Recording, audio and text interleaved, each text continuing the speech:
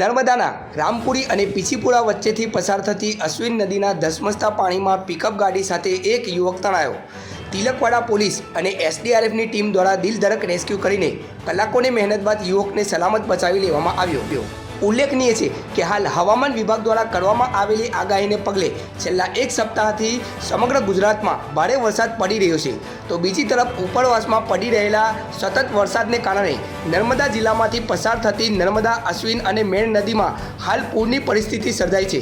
ત્યારે વહીવટીતંત્ર દ્વારા કાંઠા વિસ્તારમાં આવતા ગામોને એલર્ટ કરવામાં આવ્યા છે અને નદી તરફ નહીં જવા માટે અપીલ કરવામાં આવી છે, પરંતુ તેમ છતાં ઘણીવાર લોકો નદી તરફ જતા હોય છે અને ગંભીર ઘટના સામે આવતી હોય છે। આવી જ એક ઘટના ગતરોજ રાત્રિના તિલકવાડા તાલુકાના રામપુરી અને પીછીપુરા વચ્ચે આવેલી અશ્વિન નદીમાં બની છે।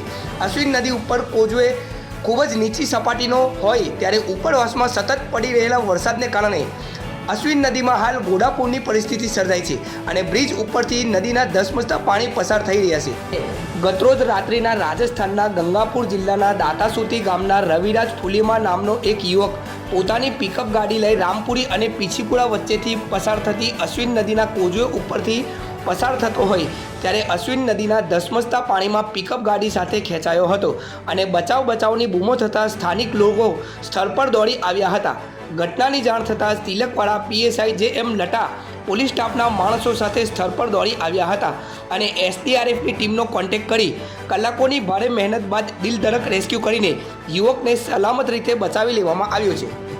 હાલમાં પીછીપુરા અને રામપુરા વચ્ચે એક નાળું છે, નાળા ઉપર ફૂલ પાણી જાય છે અને અહીંયા એક હાલમાં પિકઅપ બી તણેલી છે। પીછીપુરાના ગામડાના બાળકોને રામપુરી ભણવા માટે આવવા માટે બહુ જ તકલીફ પડે છે અને અહીંના ખેડૂતોને બી દૂધ ભરવા માટે રામપુરી આવવું પડે છે, એટલે આ બ્રિજની અવશ્ય જરૂરી છે અને ખાસ જરૂરિયાત છે અને અહીંયા 20થી 25 ગામડાઓને અવર જવર કરવાની ખૂબ જરૂરિયાત છે।